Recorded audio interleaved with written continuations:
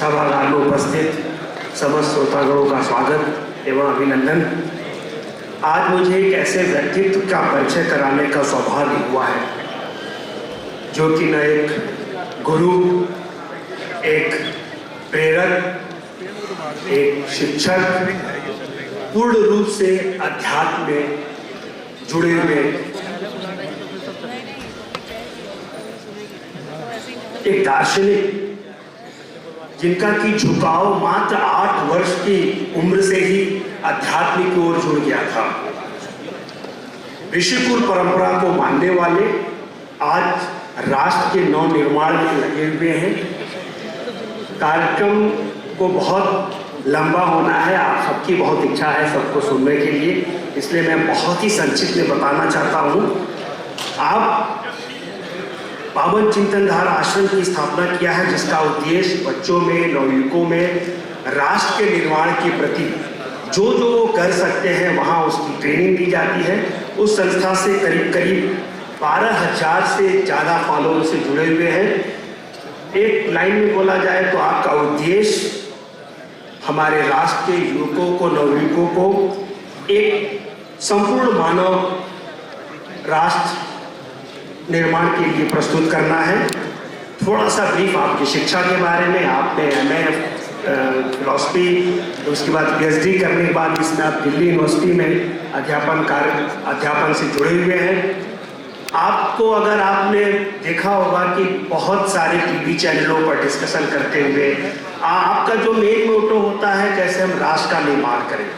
आप Indo Bloch foundation के पूर्व अध्यक्ष भी रहे हैं, तो मैं प्रस्तुत करूंगा। मैं चाहूंगा कि हमारे बीच में आपका पवन सिन्हा गुरु जी प्रस्तुत है, कृपया आके हम लोग को संबोधित करें।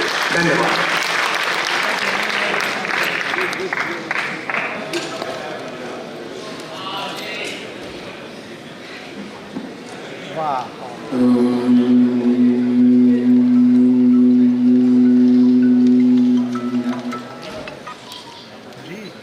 माँ भारती को प्रणाम करता हूँ।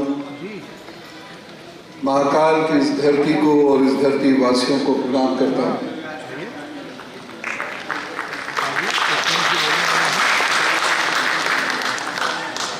काशी से मेरा नाता ननिहाल का भी है, तो अपने जितने भी मेरे मामा मौसी यहाँ बैठे हैं सबको प्रणाम करता हूँ।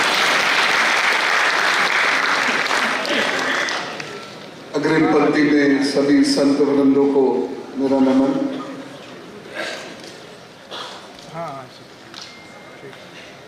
हम जिनकी सदारत में यहाँ हैं, रोटेरियन राकेश जायसवाल जी और उनके सभी मित्रगण,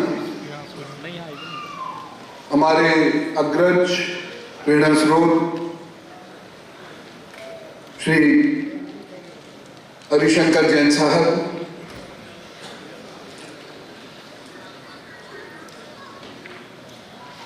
मेरे बड़े भाई,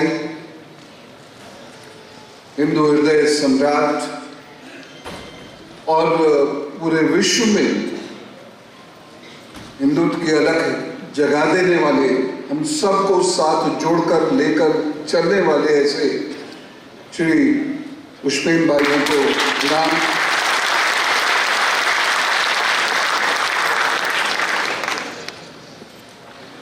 जिनको अभी आपने सुना, जिनके अनुभव का लाभ लिया, ऐसे कर्नल आगसन सिंह साहब, एक बेहद संजीदा व्यक्तित्व जिन्होंने जीवन में अपना संघर्ष कभी नहीं छोड़ा, ऐसे ज्ञानपुंज श्री सुशील पंडित जी,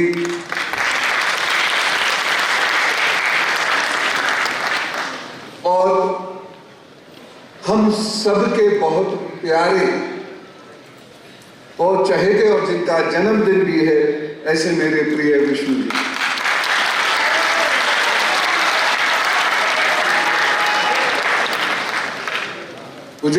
मैं उस दिन टेलीविजन पे लगातार था जब ये मुकदमा चल रहा था,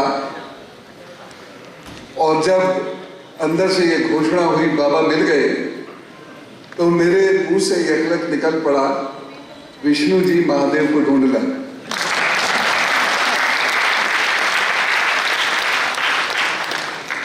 और इससे मेरे वो साथी जिनके दाढ़ी बड़ी थी लेकिन मूंछ छोटी थी या नहीं थी, वो थोड़े नाराज भी हो गए थे।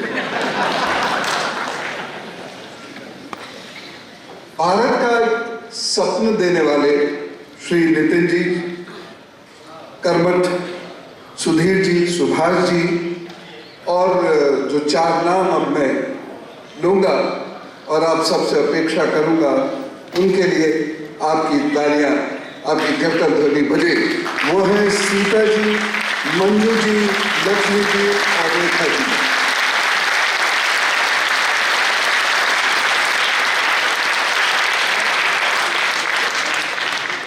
ये नगरी अद्भुत है। इस नगरी ने सृष्टि का इतिहास लिखा है। ये नगरी वर्तमान का इतिहास भी लिख रही है और ये नगरी भविष्य का इतिहास भी रचेगी।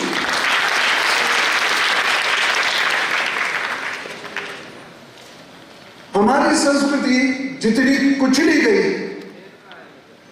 उतनी शायद विश्व की कोई और संस्कृति कुचली नहीं गई होगी। हमारी संस्कृति जितनी समृद्ध थी उतनी शायद विश्व की कोई और संस्कृति समृद्ध नहीं रही होगी। लेकिन हमारी संस्कृति पर जो हमले हुए, सामान्यतः 712 से हमला हमें याद रहता है मोहम्मद बिन कासिम का, लेकिन ये हमले श्री कृष्ण के समय पर होने शुरू हो गए थे। काल यवन का नाम सबने सुना हो। यवन से आप समझ गए इशारा किस ओर है, और श्री कृष्ण ने फटकी दे दे के उस यवन को मारा था। आज तरीके बदल गए। श्री कृष्ण के समय में भी तरीका अलग था। उन्होंने एक ऋषि की तरफ उसको भेज दिया कि जाओ। उस वो ऋषि ध्यान में थे और उनके नेत्र खुलते ही उससे अग्नि बरसती थी। काल यवन जब वहां पहुंचता है तो उसने ऋषि को जगा दिया और ऋषि का गुस्सा टपका और वह भस्म हो गया। कुछ इसी प्रकार का तरीका हमारे श्री हरिशंकर जैन जी और विष्णु जैन जी अपना रहे हैं। यह विचित्र संस्कृति है जो फिल्मों में दिखाई जाती है, और अद्भुत बात यह है कि यहां पर हमेशा आचार्य की धोती खुलती है लेकिन लुंगी किसी के नहीं खुलती।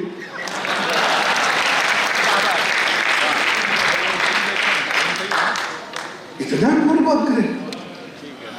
बाहर से लोग आते हैं तो थोड़ा डर के रहते हैं। जिसके घर में रहते हैं वो उनको आदर सम्मान देता है और वे उसके घर की इज्जत करते हैं, उसकी परंपराओं की इज्जत करते हैं। हमारे यहां बिल्कुल उल्टा हुआ। हमने इज्जत दी और वो हमारे सिर पर आकर बैठ गए। और एक तो ऐसा शहंशाह हुआ जिसका जबरदस्त महिमा मंडन किया गया और उसने हमारे सिरों की एक मीनार बना के रख दी और उसका नाम था अकबर। उसको महान कहा गया। उसको महान कहा गया जिसने लोगों को मारा और उनके जनेऊ इकट्ठे करे और बाद में उसको तोला। हमने उसको महान कहा जिसने हमारे ऋषियों को, संतों को परेशान किया। ये तो जब वो आखिर दौर में चला तो आखिर दौर में मुसलमान हो गया, नहीं तो ये वो शख्सियत थी जिसने भारत को कुचलने में कोई कसर नहीं छोड़ी। लेकिन भारत के लोग और महाराणा प्रताप, भामाशाह, इन सब लोगों ने उसको नाक चले चलता थे। हमारे लोग लिखते हैं कि राणा प्रताप हार गए थे। उसके लोग लिखते हैं कि राणा प्रताप हारे ही नहीं थे, राणा प्रताप पकड़ में ही नहीं आए थे। बताइए। हमारे लोग लिखते हैं कि पुरु अलेक्जेंडर से हार जाता है और पुरु का जो इतिहास और अलेक्जेंडर का जो इतिहासकार है हेरोडोटस, वो लिखता है युद्ध ही नहीं हुआ था। कैसा विचित्र देश। और इस देश को जगाने के लिए जो कार्य किया है लोगों ने, महान है वो लोग। और जो आज भी जो कार्य कर रहे हैं, महान है ये लोग, और इन लोगों के लिए कर्तव्यधोनी होनी चाहिए।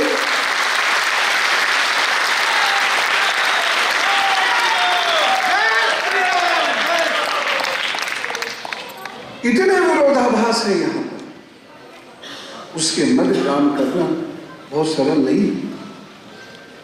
ये एक ऐसा देश है जहां पर 80% वोट नहीं समझा जाता, 20% वोट के लिए इस संस्कृति को कुचलने में कोई कसर नहीं छोड़ी जाती। खाली होनी चाहिए इस बात।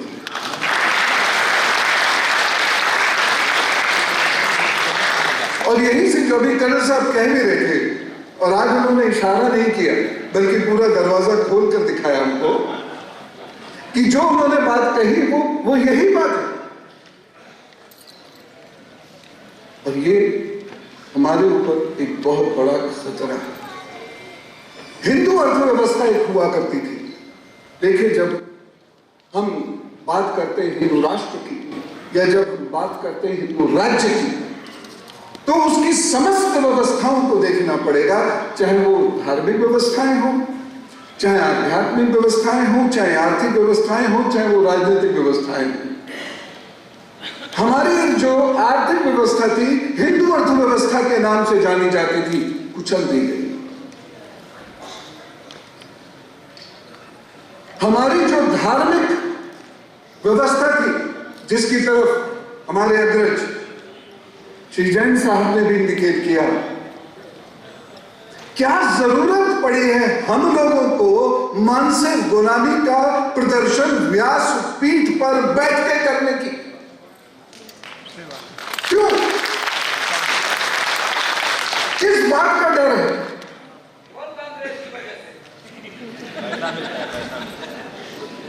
पीछे से कमेंट बहुत शुद्ध आ रहा है।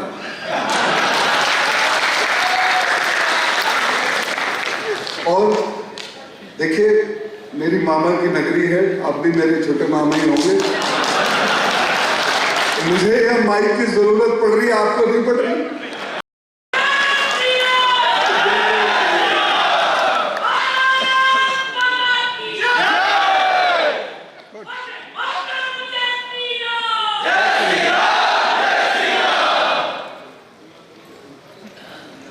मैंने ढूंढा एक प्रथा थी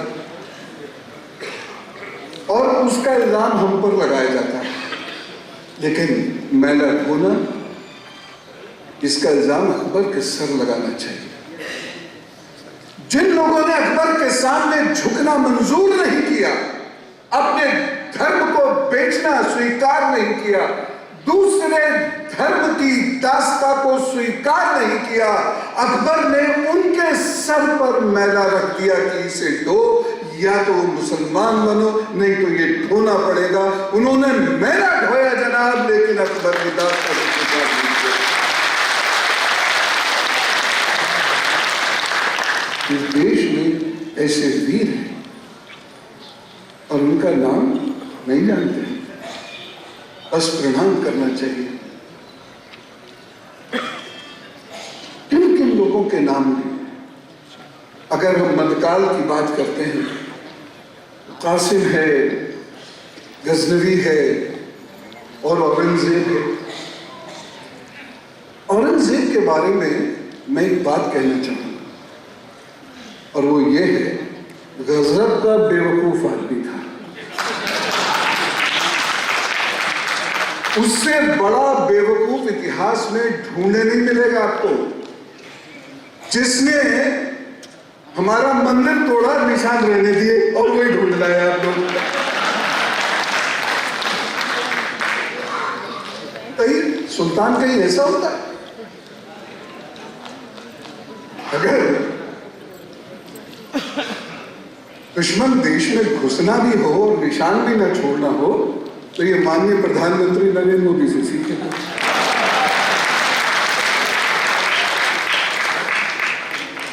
उसके बाद औरंगजेब ने एक और बड़ी बेवकूफी की, मां से आलमगीर लिखवाई। साकिब मुस्तैद को अपॉइंट किया कि तू मेरा इतिहास लिख। उसने उसका 50 साल का इतिहास लिख दिया और वही इतिहास आज हम लोगों के लिए कोर्ट में नजीर बन गया कि ये तो बंदे था। लेकिन अगर ऐसे सुल्तानों का जिक्र हमारी किताबें करेंगी, ऐसे सुल्तानों के नाम पर यदि हमारे यहाँ सड़कें होंगी, तो बताइए नेक्स्ट जनरेशन पे कितना बड़ा प्रभाव पड़ेगा कि हमारे सुल्तान इतने मूर्ख हुआ करते थे। निहायत बेवकूफ आदमी। मारता किसे? सबसे पहले तो अपने भाइयों को निपटाता है और उसके फॉलोअर्स कहते हैं कि राम जी कल्पना है जो अपने भाइयों को प्यार करते हैं। जिनके एक भाई भरत जी गद्दी ठुकरा देते हैं, राम जी की खड़ाऊ रखकर उनके नाम पर शासन चलाते हैं। उस देश के कल्याण को कल्पना देता है।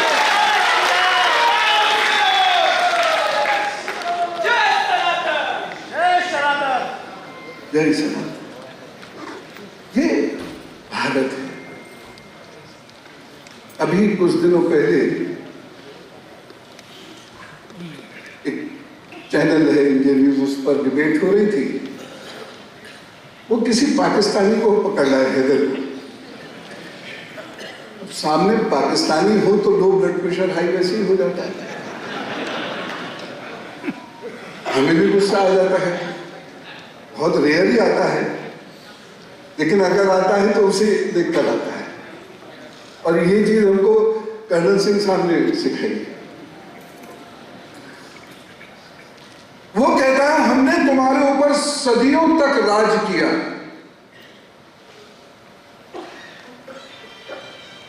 आप इस बात पर कभी विश्वास मत करना, कभी विश्वास मत करना। एक छोटा सा इलाका था मुगलों के पास। दक्षिण में मुगल कभी नहीं गए, उत्तर पूर्व में मुगल कभी नहीं गए। मराठाओं ने मुगलों को डांट के भगाया, फिर मार के भी भगाया। आगरा, दिल्ली और पंजाब के कुछ हिस्से, बस ये मुगलों का राज था। कभी ये मत सोचना कि वो हमारे हुक्मरान रहे, नहीं रहे। और जो थोड़े बहुत टिके भी तो ये उन लोगों की वजह से टिके जो हमारे ही बीच में से गद्दारी कर गए।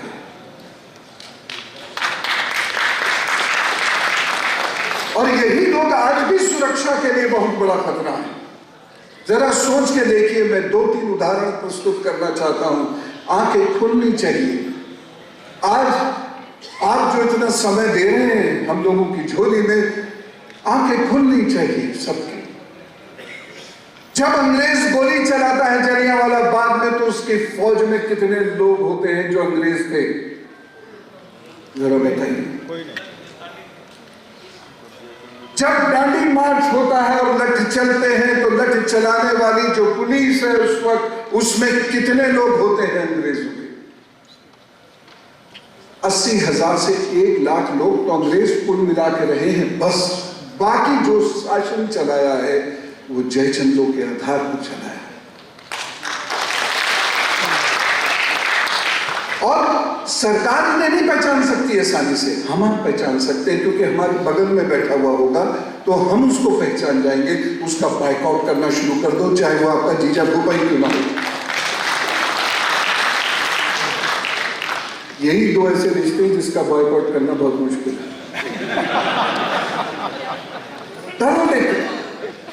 जिस दिन ये 2 लोग, एक तो डरने लगे हैं, इतने ही बहुत थे इनके लिए, और दूसरी तरफ जिस दिन ये वाले जयचंद और डरने लग जाएंगे, तो जो अभी जैन साहब ने कहा था ना, किंतु राष्ट्र स्थापित होने की बात वो हो जाएगी।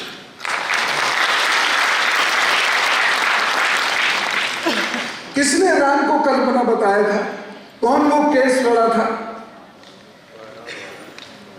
सब समझ में आ रहा है। तो हम लोग कहीं हारते नहीं, हम हारने वाली कौन है ही नहीं। हम पैदा ही जीतने के लिए हुए हैं। और कैसी जीत? जिस जीत में प्यार है। हम कब्जाते नहीं हैं। हमारी संस्कृति इतनी प्रचंड है, इतनी सुंदर है, इतनी खूबसूरत है कि लोग इसे स्वीकार कर लेते हैं। इस देश में ही नहीं, इस देश के बाहर। ये जो आंतरिक सुरक्षा को खतरे हैं, ये लोग जो स्लीपर सेल का काम करते हैं, इन्हें समझने की जरूरत है। रेलवे स्टेशन और फौज के मूवमेंट की जो मेजर रोड्स हैं, वहां पर मजार का क्या मतलब है? आप इस सदन से आवाज दीजिए, इस सदन से बताइए, क्या इन मजारों की इंक्वायरी होनी चाहिए कि नहीं होनी चाहिए?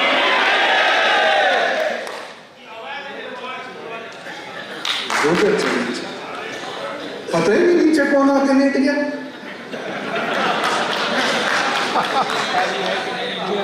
अच्छा, मजे की बात यह है कि जिस इस्लाम के लिए वो लड़ते हैं, वही इस्लाम इसको शर्त बोलता है। वहां मजारों की पूजा नहीं हो सकती, लेकिन उसके नीचे कोई साहबा लेटे हुए हैं और बाकी ऊपर से उनको चद्दर कंबल चढ़ा रहे हैं। इस्लाम के भी नहीं हुए भाई,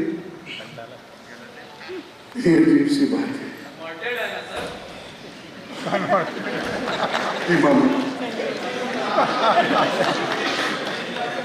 बिल्कुल। और ये जो मज़ारे हैं, ये आपको ज्यादातर कुछ स्ट्रेटेजिक लोकेशंस पर मिलेंगे। प्रोफेसर सरिता पांडे जी की रिसर्च है, अब तो वह नहीं रही इस दुनिया में, जेएनयू में उन्होंने रिसर्च की थी राजस्थान के मज़ारों पर। काश कि आप उस रिसर्च को पढ़ें, समझ में आएगा कि किस तरीके से जो हमारे मेन पॉइंट्स हैं, जहां से हमारी फौजें किसी अटैक को डिफाई करने के लिए जाएंगी, वहां सब जगह ये चीजें मौजूद हैं। ऐसा उनकी रिसर्च ने कहा। सोचने की बात है। वो पाकिस्तानी हमको समझा रहा था कि हम असहिष्णु हैं। मैंने उनसे कहा कि जब देश आजाद हुआ था हमारा, तो तुम्हारे यहां 428 बड़े मंदिर थे, आज कुल 20 हैं, जिसमें अकेले सिंध में 11 है। कहां गए बाकी 408 मंदिर? असहिष्णु कौन है? और हमारे यहां मस्जिदें देख लो, बढ़ती चली जा रही हो, बढ़ती चली जा रही हो, बढ़ती चली जा रही। हमारे यहाँ वक्फ बोर्ड बढ़ता चला जा रहा है, पुष्पित पल्लवित होता चला जा रहा है। आपके यहाँ मंदिर घटते चले जा रहे हैं। 15% की आबादी थी हिंदुओं की पाकिस्तान में, आज घट के 1.6% रह गई, या जला दिए गए, या मार दिए गए, या उनकी बेटियां कन्वर्ट कर दी गई। ऐसी खतरनाक त्रासदी से हम पाकिस्तान में रोज रूबरू होते हैं। मत भूलिए बांग्लादेश में हमारे साथ क्या होता है। 11 परिवार एक दिन में जला के मार दिए जाते हैं, और गलती से इतनी की वो नवरात्र पूजन कर रहे थे।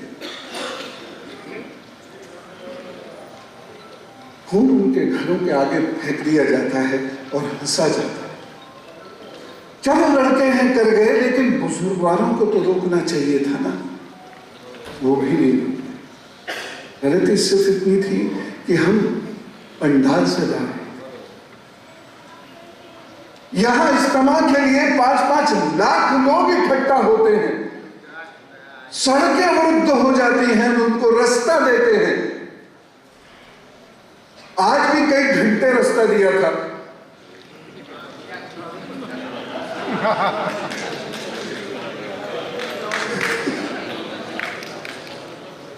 लेकिन असहिष्णुता जहां है, समस्या क्या है?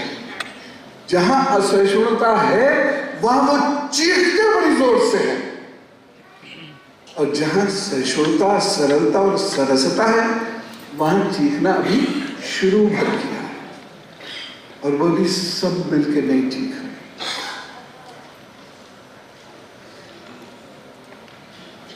एक और बात मैं आपको बताना चाहूंगा, और इसके लिए आपको ही काम करना पड़ेगा। धीरे धीरे हिंदुओं को अलग किया जा रहा है। एक विशेष वर्ग है, उसको भड़काया जा रहा है, कन्वर्जन कराया जा रहा है, और उनको ये समझ में आ गया है कि इस्लाम में कन्वर्जन नहीं करा सकते। अब बाबा जी यहाँ पर हैं, योगी जी यहाँ पर हैं, दादाजी वहां पर हैं, मोटा भाई भी वहीं बैठे हुए हैं मुस्लिम जोन में, तो वहां को अब मुश्किल हो गया है। तो उन्होंने एक नया कार्य शुरू किया, बुद्धिज्म में परिवर्तन करना। देखिए, भगवान बुद्ध हमारे भगवान हैं, आप उनकी उपासना करना शुरू कर दीजिए। ये तो धरती भगवान बुद्ध की धरती है, उनकी उपासना करना शुरू कर दीजिए। लेकिन समस्या ये होती है कि जब आप 15,000 लोगों को लेकर एक ऐसी शर्मनाक शपथ लेते हैं, तब समझ में आता है कि मंसूबे कुछ और। भगवान बुद्ध की उपासना भारत में कौन कौन करेगा? भगवान बुद्ध के उद्देश्यों पे चलना किसे नहीं पसंद होगा? भगवान बुद्ध वो अहिंसा के पुजारी व्यक्तित्व हैं, जिनकी मार्ग, जिनकी राह पर चलकर पूरे विश्व में शांति हो सकती है। भगवान बुद्ध ने तो कभी ऐसा नहीं किया। वह तो उपनिषद पाठी हैं, उपनिषद पढ़े। उनके 2 गुरुओं में से एक गुरु अनाराधनम जी, वह तो ब्राह्मण है, उनमें तो ये भाव ही नहीं था कभी। बाबा साहब की भी मैं बात करता हूं तो उनकी पत्नी ब्राह्मण है, उनमें भी ऐसा कोई भाव नहीं था। 50,000 पुस्तक पढ़ ले जो व्यक्ति, सोचिए उसके दिमाग की कितनी महान अवस्था और स्थिति हो।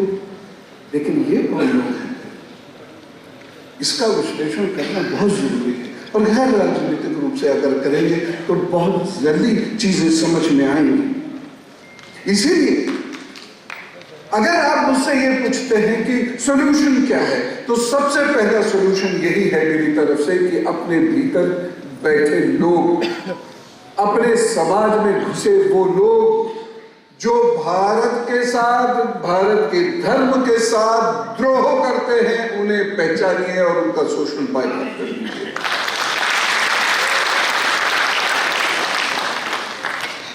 दूसरा उपाय, धर्मशास्त्र को पढ़िए। तो और मैं सदा से इस बात को कहता हूं, धर्मशास्त्र को पढ़िए। जिस दिन धर्मशास्त्र को पढ़कर उसका पालन करने लगेंगे हम लोग, पूरी दुनिया हमारा मजाक उड़ाना बंद कर देगी। प्रशांत भूषण जी का वह स्टेटमेंट आपको नहीं याद है जिसमें उन्होंने श्री कृष्ण जी को रोमियो कहा? तो मिल गए टीवी पे। लेकिन कहीं ना कहीं गलती हम भी करते हैं, कहीं ना कहीं यह गलती हमें भी अपने से दूर करनी पड़ेगी। अपने धर्म को पढ़ना होगा और साथ ही साथ हमें लगातार यह प्रयत्न करना होगा एक निजी स्तर पर और दूसरा सब लोगों को मिलजुल कर संवेद स्तर पर कि इतिहास की पुस्तकें सही रूप से पुनः लिखी जाए।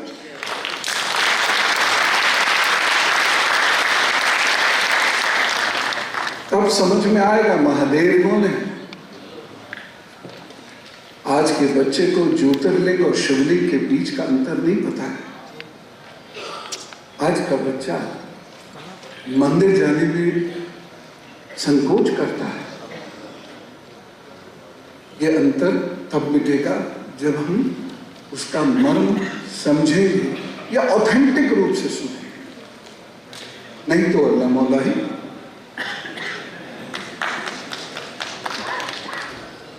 एक और बात बताओ, आंतरिक सुरक्षा की बात आती है तो हमारी उंगली सीधी पाकिस्तान पर उठती है। ऐसा नहीं, वो तो एक प्यादा मात्र है। और बहुत सारे देश हैं जो इस प्रकार से हमें कमजोर कर रहे हैं जिससे हमारे बाजार पर कब्जा किया जा सके। लड़ाई अर्थव्यवस्था और संस्कृति की ही होती है, युग चाहे कोई भी हो।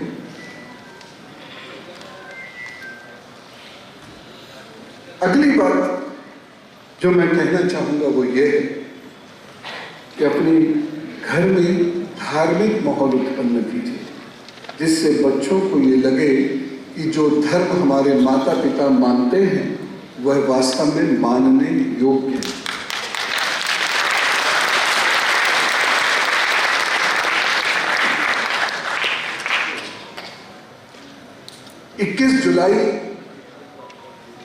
जुलाई 2021 में ड्रोन ने कुछ हथियार गिराए थे, एयरफोर्स स्टेशन पे टेस्ट किया था।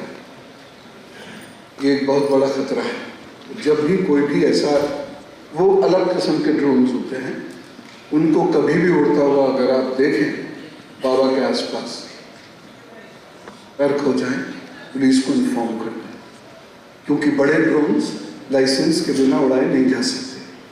शादी ब्याह के फूल तो बरसाए जा सकते हो, तो कोई दिक्कत नहीं, ज़्यादा ऊंचा उड़ता भी नहीं, लेकिन बड़े ड्रोन से अधिक हैं और उनकी जो स्पीड है, आपको आश्चर्य होगा, 150 से 900 माइल्स पर आवर तक की स्पीड है। सोचिए वो कितना बड़ा हथियार फेंक सकता है। तो पुलिस को इन्फॉर्म जरूर कर दीजिएगा। चलते चलते मैं 4 लाइनें आपके सामने रखना चाहता हूं और हृदय से लिखी है। हृदय की आवाज हृदय तक पहुंच रही है। अपना इतिहास, थोड़ा ध्यान से सुनिएगा। अपना इतिहास पन्नों में छिपने ना दो।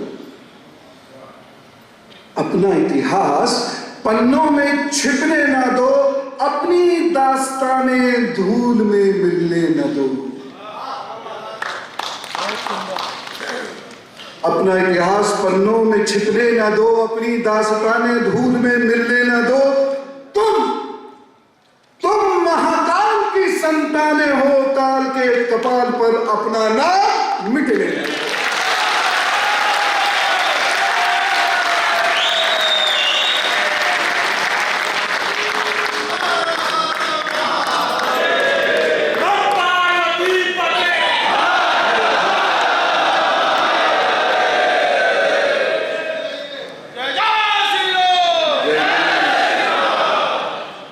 सभी लोगों ने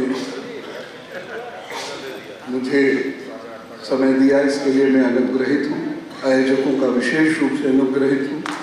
आसान नहीं होता इतना बड़ा आयोजन करना, लेकिन सब लोगों ने ऐसा किया, इसके लिए उनको हृदय से बहुत साधुवाद। और फिर से उन 4 महान स्त्रियों को, श्री हरिशंकर जैन जी को, विष्णु भैया को, कर्नल आर.सी. सिंह साहब को, हमारे अग्रज श्री पुष्पेंद्र जी को और श्री सुशील पंडित जी को मैं फिर से साधुवाद कहता हूँ और आप सब पर महाकाल की कृपा बनी रहे, ये कहते हुए